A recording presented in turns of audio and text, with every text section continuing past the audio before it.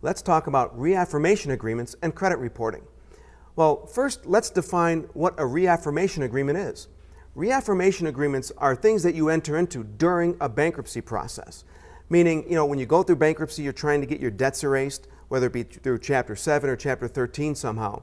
And a reaffirmation agreement is one you enter into with one of your existing creditors that you have before the bankruptcy, and you say, you know what, I want to take this account and move it off to the side and not include it in the bankruptcy process.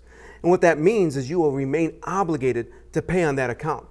Now, this can be kind of tricky, and it can be an involved process, so I'm going to assume that if that's where you're at and you're considering this, that you've already talked about this type of process with your attorney. I suggest you have a detailed discussion and make sure you understand exactly how it works. Now, assuming you've done that, how does a reaffirmation agreement, what does that have to do with credit reporting? Well, pretty simple.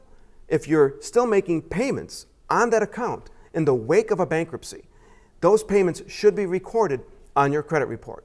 And when you realize that on-time payments or continual payments to one of your accounts, that's going to cast a positive reflection on your credit report. So in the wake of a bankruptcy, a reaffirmation agreement can help your credit look a little better than if you didn't have one.